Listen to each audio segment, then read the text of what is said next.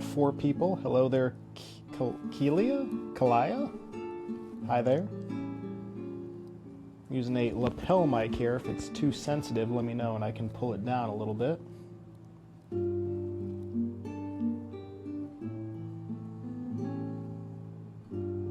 Hey, Sarah. Oh, Eddie's here. Hi, Eddie. Never done this before, so I'm just giving it a few minutes for anybody that wanted to turn it on right at 6 can get on. There's Rebecca. Eddie Lee just shared my video. Thanks, Eddie. I don't think I have the option to input any sort of emoticons or icons or anything, so there's a real thumbs up for you, not a Facebook thumbs up.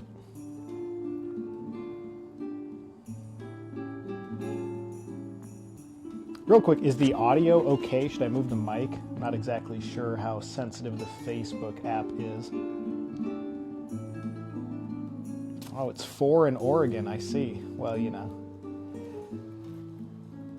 That's nice, Sarah. It is 6 here in Nebraska where I live.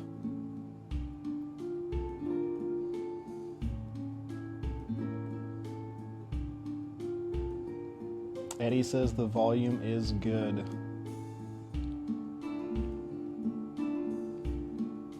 So let's see. At the very top of my screen it says live, and then it has 2 next to an eyeball. I assume that means that there are 2 people viewing, probably Sarah and Eddie.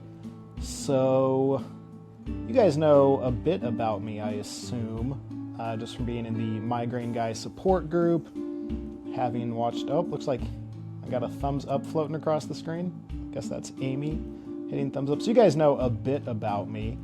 The migraine support page wanted me to explain stuff about my history with migraine, things I've tried to use and or do to reduce my migraines, what some of my most common triggers are, as well as, let's see, how migraines have affected my life in ways that I'm trying to reduce their control.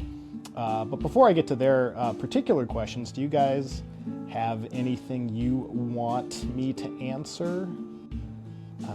Not that I have any special ability to answer questions better than anybody else, just that if you have had anything that I haven't answered before, I'd be happy to answer it now.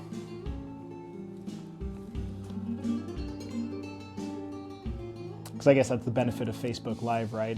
Someone to host the video and then get to interact with people typing questions, pushing emoticons that float across your screen. So if there's anything you want me to answer, go ahead. Otherwise, I can get into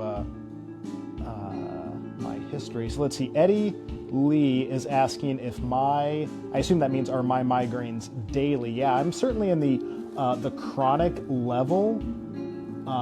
So more than 14 a month, so 15 plus a month. Regularly, I'm looking at about 20 a month. Well, I still have a bit of difficulty looking at lights for a long amount of time, specifically LED and fluorescent lights. But yeah, I'm about in that 20 a month range. And usually the pain intensity is between like a 4 and a 6 for the average one.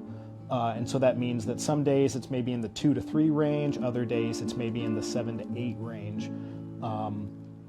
So that's kind of my daily routine and daily cycle with them. Let's see, someone asked a question, I didn't get a chance to read it. Sarah asks, have migraines affected your decision to have or not have kids? That's a powerful question. Thankfully, my wife and I are young enough that we haven't felt like anything is really inhibiting us from having children other than both of us being in grad school. And so the question of whether or not my migraines are going to affect my decision to have kids is probably one that I'm going to answer by saying no, it's not going to affect my decision. Now, I know if one parent has migraines, the likelihood of the child getting it is increased by a ridiculously high percentage. And if both parents have migraines, the chance that the child's going to have migraines is something like over 99%. And if both of us were having migraines, either frequently, infrequently, or chronically, I'm sure that'd be a different conversation to have, Sarah. But given that it's just me, and this is the other side of the coin, no one else in my family on both my mom and dad's side, extended and immediate, tells me that they get migraines. Nobody else besides me gets them. So that makes it seem like I'm kind of a genetic outlier in that area. And so the likelihood that my wife and I are going to have kids is very, very high, assuming other things are working well. But yeah, so as of right now, it's not affecting our decision. Any other questions? Give the chat screen a minute here to scroll up. Welcome to Charlotte. Who pronounces it like that? Hi, Charlotte.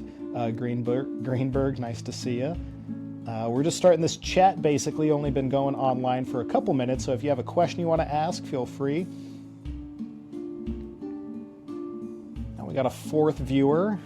Can I click the eyeball here and see who's... No, I can't really do much. Okay. So... no one's typing questions, so I'll just get started with some basic background about my migraines. Then if you have questions as I explain things, or you just think of a question, feel free to type it in. So my name's Kevin. I'm the migraine guy, or that's the name that I go by on YouTube, Twitter, Facebook, Instagram, and Snapchat. I don't use the Snapchat for the migraine guy stuff very much, but it's the kind of thing that you need to kind of lock down if you're going to have any social media presence. You want the same name or close to it across all social media, and so I'm the migraine guy. Hi, Rob. How's it going? That's my brother-in-law. Just was talking to your daughter on Facebook. She got a Facebook the other day. Old Taylor got a Facebook, so she and I were chatting, catching up. Sounds like she's doing well. She just took the SAT. That's exciting. But okay, so let's see. I've been getting migraines for, let's see, it's 2017. We're coming up on 10 years, about 8 years now, I think. But the very, very early years, into about 5 or 6 years, it was mainly infrequent. So maybe once or twice every 6 months, I get a migraine. And the migraine would be pretty debilitating. It would be the kind where my day would stop. I would have to go into a cold, dark room and just wait it out. But then it would go away within about 12 hours or so, and I wouldn't get another one for another few months, maybe 6 months. And it was very tightly correlated with sleep habits. So if I didn't get a good night's sleep, or maybe solid 6 hours, it was pretty much guaranteed that I was going to get a pretty intense migraine. But those kind of sleep issues weren't really that frequent, and so I didn't really have to worry too much about it. But then about 3 years ago, after being in grad school for a little bit, it was early February, maybe the first day of February, or maybe the first week at the very least. I noticed that I was having trouble getting rid of these kind of headachy symptoms every single day. There was pretty intense pain, pretty intense dizziness, and a very, very strong inability to sleep. And that was pretty disturbing, and it went on for about a week, which then bled into 2 weeks. And so then I just decided, well, I got to go see a doctor and just talk to them, see what they think. Of course, my first worry was that this is some sort of tumor, some sort of growth, some sort of lesioning on my brain, worst case scenario, like most of us go to right away. So I went to see the doctor. And the doctor said, well, it sounds like you're getting migraines, but since you don't think anyone in your family has a history, since they just started, and since you're probably under a decent amount of stress, hi, Sherry, since you're probably under a decent amount of stress in grad school, it's probably just the kind of thing that's going to go away on its own, since it kind of came out of nowhere on its own. And for someone who really didn't understand migraines too much, it was a perfectly fine explanation. It was the kind of thing where I just was trusting the physician to be the expert. And so he prescribed me, I'm pretty sure he prescribed me, the first one was Maxalt. which is a triptan, which is an abortive medication. So it's the kind of thing when your migraine is starting to hit the levels where you know it's not going to stop until it gets really debilitating, you take it, and it will start working within an hour or two. If not, you're allowed to take one more within a 24-hour cycle. And it affects your brain in a number of ways, but what it's supposed to do is prevent your migraine from getting worse, and if you're lucky, it'll help ratchet down the pain. And so that was the initial prescription that I got. But of course, you can only take 2 within a 24-hour period, and you can only take a couple more maybe every 7 days. And so if you get chronic migraine or chronic headache, triptans really aren't the cure. They're really not something you can just pop when you need them. My doctor had also told me, no, Michael, you're in. I see you here. Sarah says you're in too. Hi, Mike. Michael Martin there. Hope your migraine today is getting a little bit better. You've had a tough string of them lately. Thankfully, you've got the cat videos to help motivate you. So yeah, that was kind of the way it started. I was prescribed triptans, and the doctor who said that he got migraines about once or twice a year said that triptans were enough for him, so he wanted to start them with me. It didn't take long for me to go back and say, well, you told me I can't have more than 3 or 4 a week, and insurance is only going to pay for about 9 to 14 a month. So if I do 4 a week, that's going to last me 3 weeks. What am I going to do? Plus, you told me not to do more than that because I'm going to start having rebound headaches. So it didn't really seem like a great solution. This was when I started to erode my confidence in the doctor's ability to handle this. But I went back, and then we started a variety of different prophylactic medications, the kind of preventative migraine medications that are pretty standard. So you're going to be taking the beta blockers, you're going to be taking the anticonvulsants, you're going to be taking the tricyclic antidepressants. And so we started just working through those on about a once-a-month basis. We would try one at 1 milligram dosage, and then we would move on to another one at another milligram dosage. We would move on to another one at another milligram dosage. And it got to the point after about 6 months where I was just really frustrated myself, frustrated that this was happening, frustrated that this was the best that medicine and science could do. Just frustrated at the doctor, because every time I would go and he would just kind of say the same thing, except he would insert the name of a different medication. So it would be, well, it's too bad this medication didn't work, but hey, let's move on. He would open his little med book and go down the list, and then see you again in a month, Kevin. Let me know how it works. Eventually, the general practitioner said, well, it's I don't really know what else to do. I don't have any more meds, so it's time to kick you over to the neurologist. And I thought, well, this sucks, but at the same time, right, we think of like specialized doctors like neurologists as pretty smart, and then when we think of neurologists, right, they're brain doctors. They have to be like double smart, right? They're studying the thing that makes us smart, our brains. So certainly the neurologist would have a solution.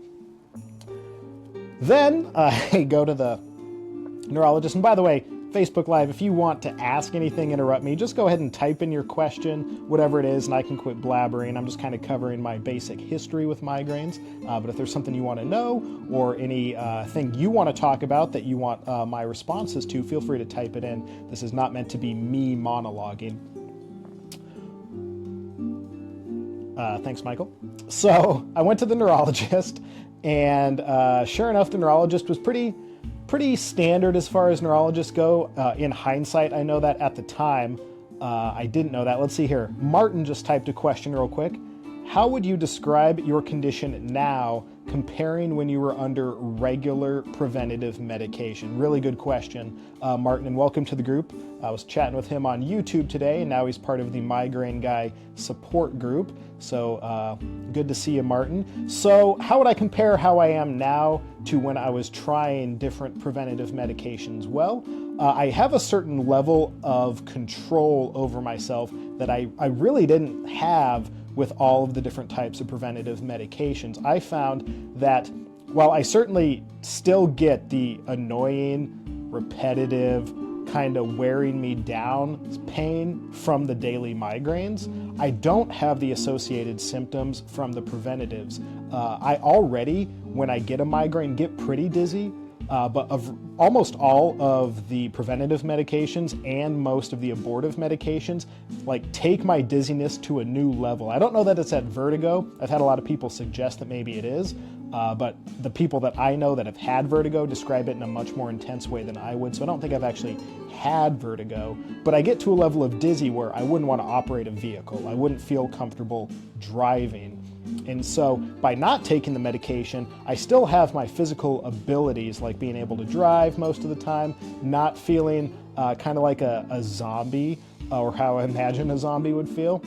And so given that those medications weren't actually helping prevent my migraines at all, since I'm not having those negative side effects, I feel like I have a little bit more control over myself, because even if I have a level 3 or 4 or 5 pain migraine, I can still do quite a bit of what I would want to do. Whereas when I was trying out all those different medications, I really didn't have the ability to do a lot of what I wanted to do. I'm in grad school, and so having to read and write papers is really kind of a big thing for me. And when I was going through the different preventative migraine medications, I would literally, this was pretty scary at first, but eventually I got used to it, I would literally stare at a page of text, just one, 8.5 by 11 page of text, and look at a word and not know what it meant.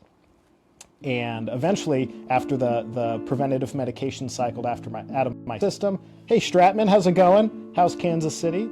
Chris Stratman's in the room. After I finally got off the preventative medications, I was able to go back to kind of a normal reading and writing cycle. The migraine pain was still there, but it was there with the preventative medications. And so I feel like I have more control over myself now than when I was on them. Hope that answered your question, Martin. If not, let me know and I'll try again. Michael's asking a question here. Do you have or use a pain or headache center, or take your chances with doctors? What do you control? What do you control your migraine now? I assume that meant, like, what do you control your migraine with now? So let's see, do I have or use a pain or headache center? There is one headache center here in Lincoln where I live that I haven't been able to get into yet. They have about a 2-month waiting period, and I only found them about a month and a half ago. And I talked to them on the phone and kind of asked them, hey, I'm a migraine sufferer, I get them chronically, and I would like to come in, but before I come in, I just kind of want to know what to expect. I want to know what you're going to be doing. What are you going to bill my insurance for? What am I going to be paying for? And they kind of explained it to me, and their basic explanation was that I'm going to be put on kind of a different medication regimen. They're going to try a variety of medications. I asked them what the medications were, and they told me ones that I'm mostly familiar with. On top of that, they started talking about some things that I actually was interested in, things like stress relief techniques, pain relief techniques, breathing techniques, meditative techniques, which I'm pretty interested in, but I haven't actually followed through with going to them yet. Not for any good reason, just that I've been able to function pretty well, even though I'm getting chronic migraines. And so I didn't want to change too much in my routine until I was able to change my routine. And so given that I'm in grad school, my summers are a lot more flexible than my fall and spring schedule. And so before I start changing a lot and maybe trying things that the pain and headache center in town would recommend, I'm just waiting until the summer to actually get in and try some of what they're doing. And if it doesn't go well and my migraines kind of blow off the charts, at least I'm not ruining school time. So that's kind of where I'm at. Let's see, Christopher Stratman's at a philosophy conference. Well, he's supposed to be, but he's kicked on Facebook Live to hang out with me, as every good philosopher should do.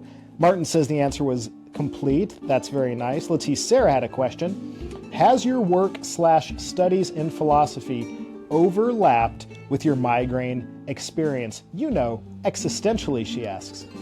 Well, yes, there have been, in the grips of maybe one of the worst migraines that you've ever had, right? Something at that level 9 or 10, you start to grasp, you probably start to ask yourself some of those really deep existence-based questions. Is this pain ever going to stop? If it doesn't, what's the point in living? What are kind of the other standard existential questions? If my life's going to end one day, why is this pain happening now? Those kind of questions, right, Sarah? I assume that's what you're asking. Certainly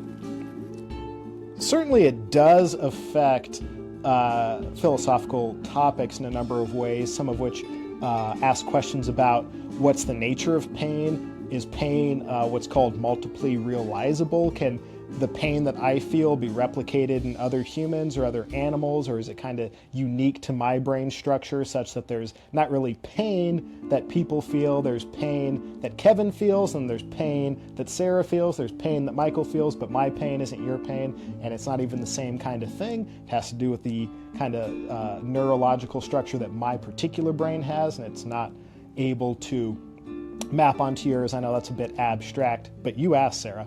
So a little bit, as far as the existential stuff goes, I'm not super well versed in the existential stuff. I know a little bit about it, but probably not enough to say anything that would sound impressive. Certainly the kind of hopelessness that maybe you associate with existential philosophy comes in. When you're in hour 8, 9, 12, 20, or 40 or 50, depending on how long the migraine lasts, you can certainly feel like your life, if this is how it's going to continue, isn't worth living. And that, that's a really powerful feeling, especially since comorbidity with migraine is very, very, very often correlated with things like depression. And so the kind of hopelessness that maybe you're asking about, the existential stuff, is why, right, I started the support group, not because I feel like I have any sort of cure or anything that can help other people, but just I know that being around people in similar, even if crappy circumstances like your own, can help you get through it, because it's not just you whining about your life being bad, it's you talking about your pain and other people being able to relate to it. And somehow that has just some effect on human psychology, where we just feel a little better talking to people who know what it's like to be in your crap storm. That's a technical philosophical word, by the way, crap storm. It's better than the language I usually use, by the way. So I don't know if that answers your question, Sarah, but that's a rambling answer that I'm providing. So I'll just keep talking about my doctor experience for a little bit more. Oh, never mind. Tracy's interrupted me. Tracy says, hello, I've suffered for 30 years now chronically every day. Wow, Tracy. You should probably be hosting your own Facebook Live video, because that is much worse than I have had it. Whenever I meet people or talk to people online, and feel free to respond to this, Tracy, or anybody else in the group that's suffered for multi-decades. Whenever I talk to some of you, and I'm talking people that have suffered for 10, 20, 30, 40, 50, 60 years with migraines on the daily, I always want to know how you have found the strength to get through it. I haven't even gotten migraines total for 10 years. Let alone chronically for 10 years. And so I have no idea how you do it every day. And so I really want to learn stuff from people like Tracy, who are going on 30 years of daily migraines. So Tracy, if you have advice for us, please let us know. If you have ways of staying hopeful, please let us know. If you have ways of getting through the dark times, please let us know. Let's see, Monica Jones here is asking a question. Have you ever seen a specialist like at U of M? I assume U is university. What's the M stand for, Monica? Is that University of Maine? Missouri? Michigan? Minnesota? I'm not sure. While I wait for her answer, Michael's asking a question here. What do you think of the trials of the electronic external headache devices? Won't help yet with occipital nerve migraines. Looks like the Quill device for sciatica. Well, Monica's chimed in here. She said it's Michigan. I'll do Monica's question first, then get back to yours, Michael. Let's see, Monica. What do you mean, like the University of Michigan? What do they do that's particularly unique or helpful? If you want to type that out for me, I'd happily read it to everybody who's watching. let's see, I'm going to go back to Michael's question while Monica types that up for us. So let's see. What do I think of the trials for the electronic devices? Well, in principle, right, an electronic device, either like the Cephally that goes on your forehead or that one that I had posted today on Twitter that other people had posted also that goes on your arm. I mean, in principle, it sounds like a good idea, right? If migraine really is a neurological disease, then it seems in principle possible to affect migraines by manipulating neurology, which is what those electronic devices are supposed to do. If I had to guess, I'd assume that we're a long time away from any of those devices actually being reliable for large-scale release, decades maybe. The very fact that they don't understand how medications for migraines really work, I can't imagine that, replacing the medications with something that uses electricity has any more basis, or not basis, has any more plausibility as being a cure than anything else. So I'm hopeful that eventually some Star Trek type device will be available that we can put on for a little bit, a cortical stimulator, as they say on Star Trek Voyager. Some sort of cortical stimulator or something like that would be great, but we're, I assume, just a long time away from any sort of reliable electronic device that can actually help with migraine pain or prevent migraines. Got a lot more questions here. Hello. Hi, everybody that just tuned in. We're almost at 10 people. Look at that, double digits. Let's see, Sherry's typed up here. What about having a combination of TN and chronic migraines, or a combination of any? What exactly do you mean, what about having a combination? Are you talking about one causing the other? Or are you talking about something else, Sherry? I'm not entirely sure. Type up what you're meaning to ask, and I will clarify. Let's see, Michael here saying, it seems like neurostimulators he has installed only external. That might be true. The electronic devices seem like they're going to be a little more imprecise than the neurotransmitter that you can actually have installed like you had, because the electronic one on the outside, right, isn't actually making contact with those particular nerves, and so they're having to hope that the electronic signal goes from your skin to the appropriate neurological areas.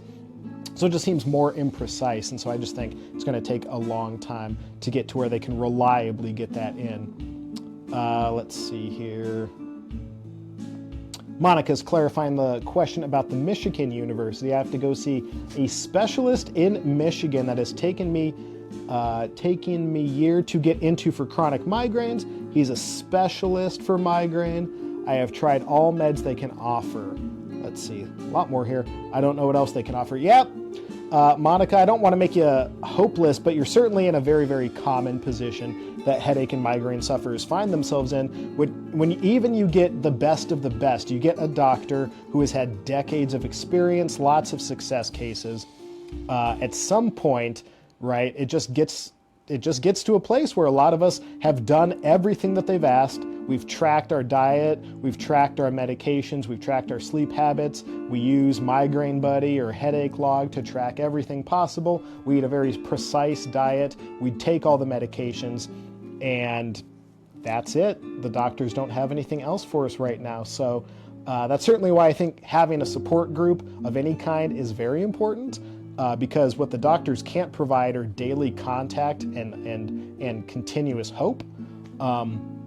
And that's what a support group gives you. So if anybody in the group, in this Facebook Live video, is needing a support group, and you've tried some of the more popular ones, certainly some of the larger ones on Facebook, especially the ones that are public and not private, you've probably been bombarded with a lot of, all natural cures, and if you want to get rid of your migraine, do this, buy this for $50. You don't get that in the Migraine Guy support group. We have pretty strict rules about most things, not because we are rule heavy or legalistic, but because we want to protect our members. So if you need a good support group, check out the Migraine Guy support group. There are a flurry of comments here. I'm afraid I'm not going to get to all of them. Ah, yes. Sarah clarified TN, trigeminal neuralgia? I don't speak Latin.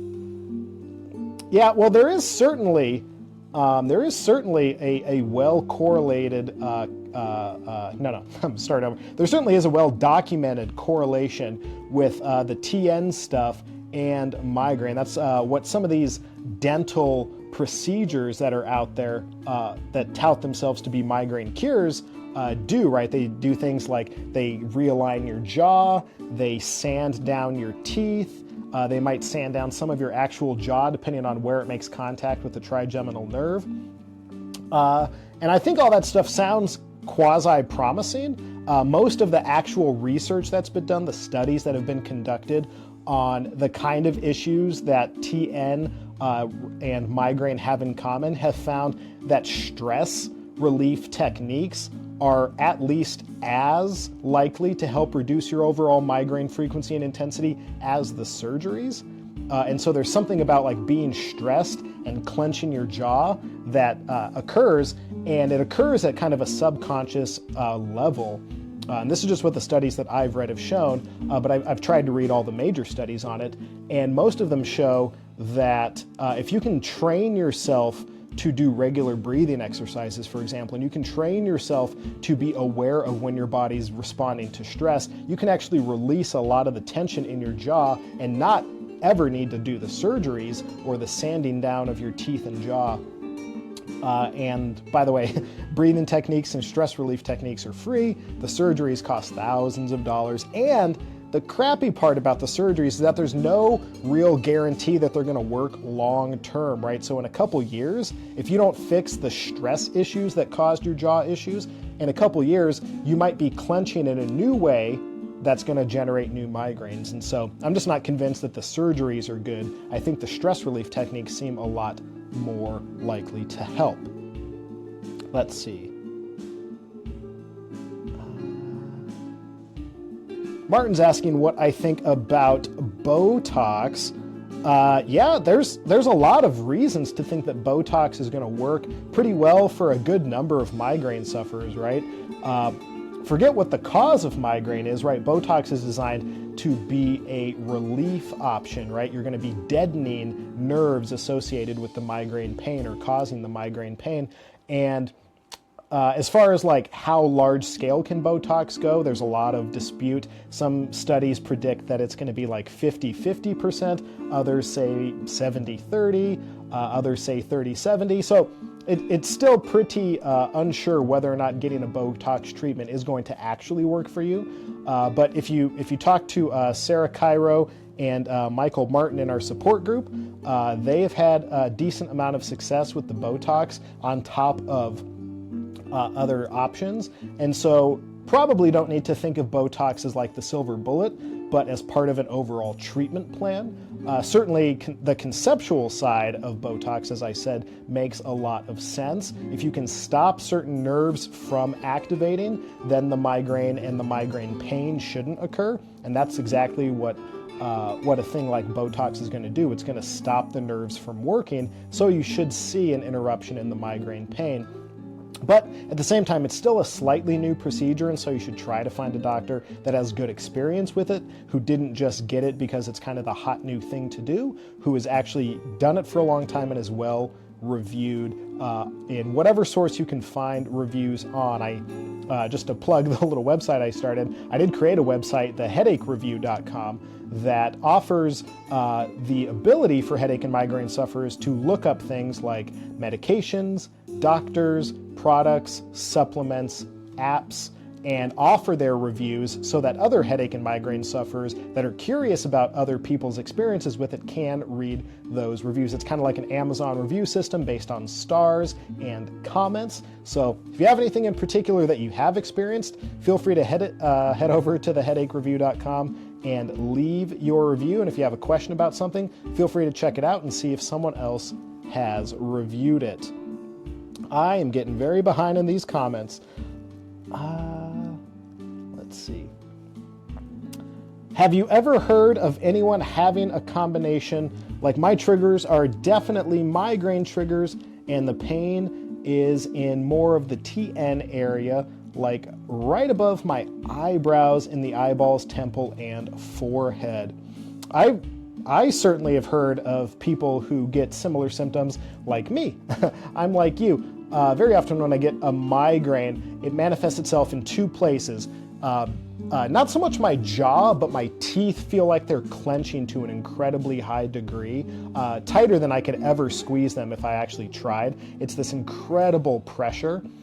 Move the camera up. And on top of that, I get intense pressure behind my eyes and forehead. Sometimes it feels like like the front of my face is gonna blow forward, or it feels like it's gonna cave backward.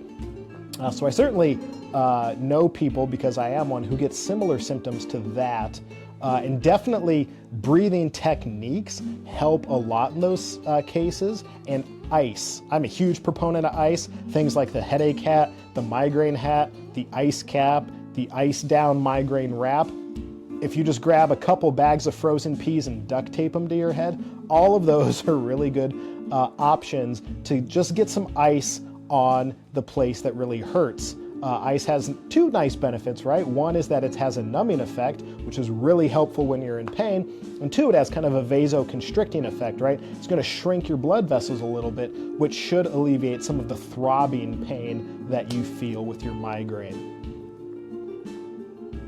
Oh, Michael says he hasn't had Botox, but Heather has. I see, I misread. Hey, there goes a little thumbs up floating across the screen. Isn't that cool? Tracy said she tried Botox twice with no relief. Yeah, that's kind of the downside. The other thing about Botox is they say it takes multiple times of going in to actually see it work sometimes. Someone who goes in 1, 2, or 3 times to get the procedure might not see relief, but then the 5th, 6th, 7th time, it actually starts to build up enough that it has an effect. So even if it hasn't worked yet, there is the other side of the coin that it could work next time, but also there is the side of the coin that it might not work next time. And so it's just one of those things right now that's just a little, it's not that it's unsupported by the research, it's just unsupported how widespread it can help. So don't really know the right answer. Hey Patty, checking in with you, Kevin. Hey Patty, checking in with you back. Let's see, Sarah said something about, I'm gonna get real close with the camera. Sarah said something, just putting it out there, medical Botox for migraines does not affect your ability to smile, frown, etc. Much different protocol than cosmetic Botox. Yes, I didn't say that, but that's a very good point. Thank you. Let's see here. Ah, yes, I know Michael's a big proponent of the meditative approach to preventing migraine pain from getting worse. Mindful meditation helps you relax and relieve stress. That's pretty well documented in general, so of course it's going to be the case with migraine sufferers, but I think a lot of migraine sufferers find it difficult to be able to have enough mental focus in the midst of a really bad migraine, which is sad because I have found some serious relief in just calming down and focusing on my breathing. It's not any sort of technique. There are actual meditative and breathing techniques out there to look into. I just kind of go into a counting cycle where I just count my breaths, 2 seconds out, 1 second no breathing, 2 seconds back in, and I repeat that. I drink a lot of water, I slap a lot of ice on my head, and it certainly isn't a cure, but it does help reduce the overall pain. Let's see here. Tracy says, ice is a lifesaver. I agree. I'm going to tell you, like when I first tried an ice wrap, I was blown away. I am somewhat of a cheapskate, and so, why is the camera so close? There we go. I'm somewhat of a cheapskate, and so when it came to spending, $40 or $50 on an ice wrap, I thought, this is stupid. Why would I spend this much money on an ice pack? And then I put on like the headache hat and the migraine hat, and I realized this is it. This is great. This is one of the best tools in the migrainer's tool chest. Let's see. Is there any? Patty says, someone said it hurts to get hugged. It hurts me a whole lot too. Sometimes to where I'll scream because it catches me off guard. Is this from migraines? Well, that's a very, very intense question, and certainly it could be from migraines, but it could be from a variety of other things. But there are a lot of people who report hypersensory sensitivity when they have migraines. And so things like touching hair, touching skin are just heightened, right? I heard one neurologist say the reason migraine sufferers seem to be a lot more sensitive to a lot more things like light, sound, smell, taste, and touch is because migraines have, a similar effect on your brain to a seizure, right? There's a lot of electrical activity happening all at once. And so all of your sensory centers of your brain are very, very heightened. And so it very well could be that wanting to scream when someone hugs you is because of your migraine. But of course, I'm not a doctor of any kind, and so I am not qualified to answer that. You could just be like me and hate being touched.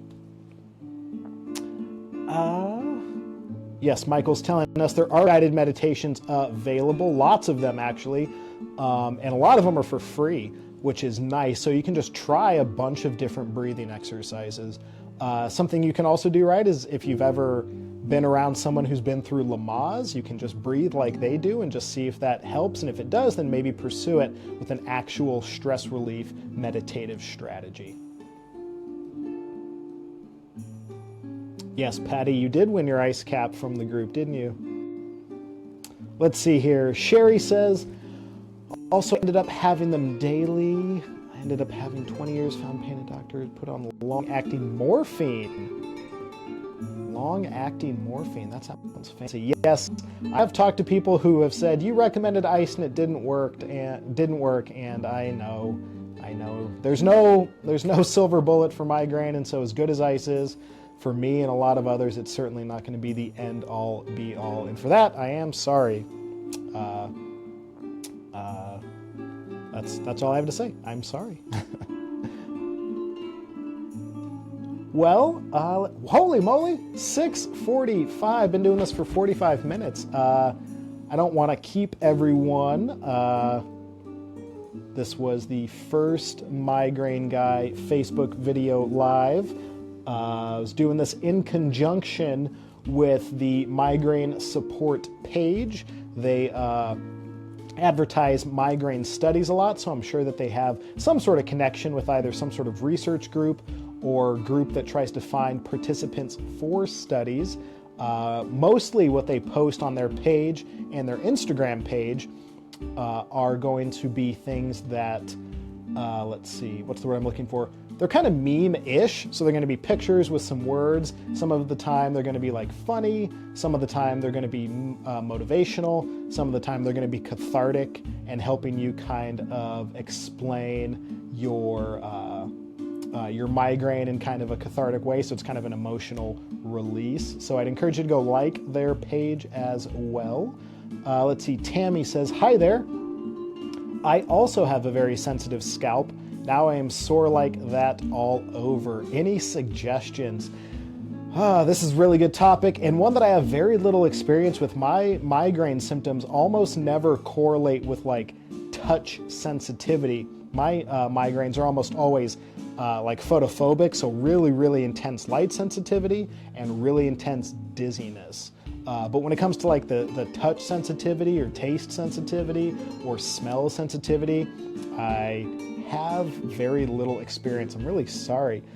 So if anyone that's watching has experience with what to do when you get really, really sensitive on your body, please type it out. The person's name was, that was Tammy Hart, so feel free to reach out to her if you have any tips or tricks. I doubt we have tricks, but if you have any tips or perhaps it could be a migraine medication. I know a lot of them. I was messaged a couple days by a couple different migraine sufferers who were complaining of particular symptoms and were curious what it was. And all we did was together looked up on a couple different medication websites what kind of normal side effects there are for those medications and what abnormal side effects there are. And numb tingling and limb tingling. See ya, Patty. and stuff like that were very rare side effects of medication, but were possible ones. And when they talked to their doctor, they came off the meds and the symptoms stopped. So given the fact that we're using medications that are designed to, in large part, affect our brain, if you notice any radical changes in your physiology, you should certainly talk to your doctor, because it very well could be a medication issue. Let's see. Closing out here, we'll do a little shelfless. Wow, I am a piece of work today. Selfless. No. What's the phrase? What is it? Oh my God, am I having a seizure? Right? Are you guys watching me stroke out? Selfish. No. I'm just going to self-promote here. Let's see. Sherry's asking if I have a YouTube channel. I do. You can go to themigraineguy.com. That'll take you to the YouTube channel, or if you're already on YouTube, you can just go ahead and search The Migraine Guy. There's only one. Hope you subscribe to the channel if you haven't already. On any videos that you like, if you hit the little thumbs up button in the bottom portion of the video, that helps those videos pop up higher in Google search results. Not because I think I deserve to be there, but because it helps get migraine information higher ranked on Google, which I think is just a good thing. So make sure to check that out. What else we got going on here?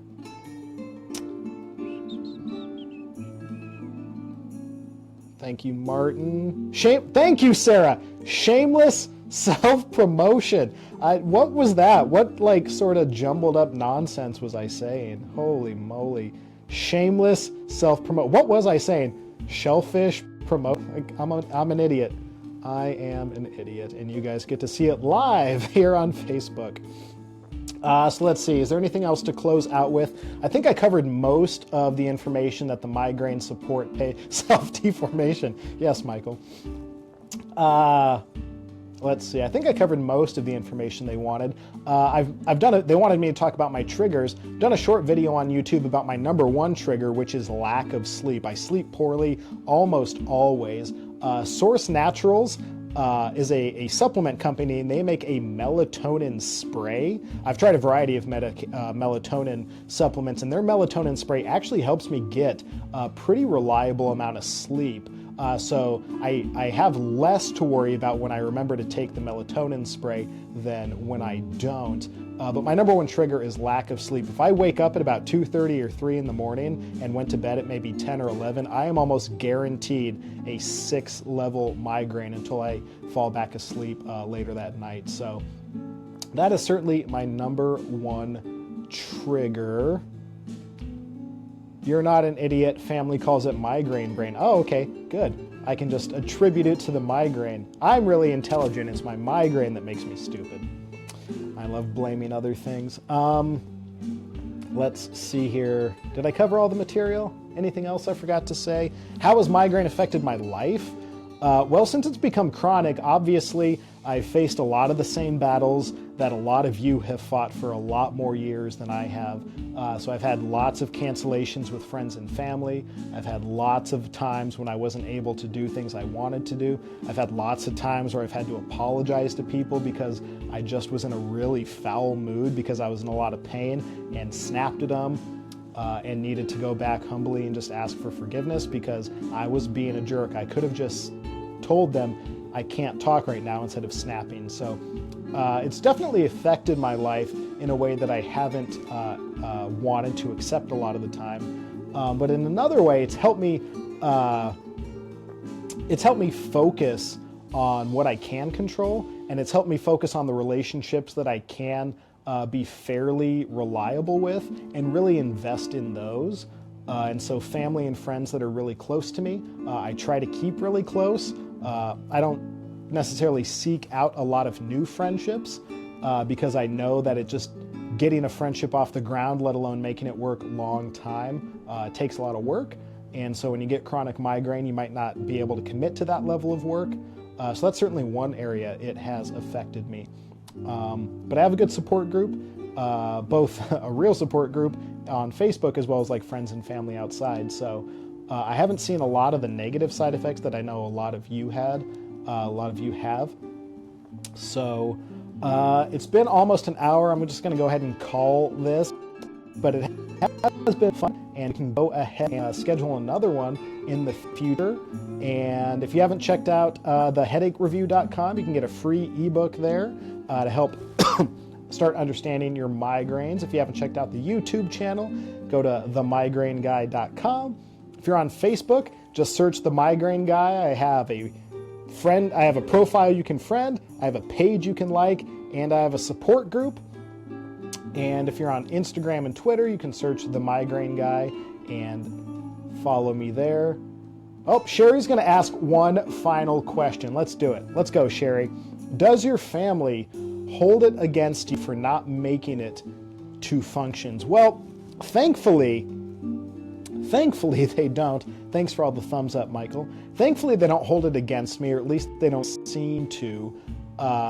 There's a lot of like kind of general physical issues going on in my family, a variety of different issues, and so they've all had experience with, pretty intense pain in one form or another, right? Needing a new hip, breaking bones, having certain diseases, losing friends and family to other diseases. And so when I am honest and say, like, I just can't do this, I'm not feeling well today, they're usually pretty receptive. Now, they tend to worry a lot, but I've never really experienced blowback from them yet, which I know is pretty rare. But thankfully, they have had, kind of been through the ringer in a variety of ways. And Kara Patton, who's that? So that's the end, and thanks for watching. I'll post this on YouTube. I think it gets archived on Facebook also, but I'm not entirely sure. This is brand new. Who's Kara Patton? What a weirdo. So we'll go ahead and end this, and what a way to end it. That's my sister. So yeah, I'll post this on YouTube and let you guys know when the next one will be. Take it easy.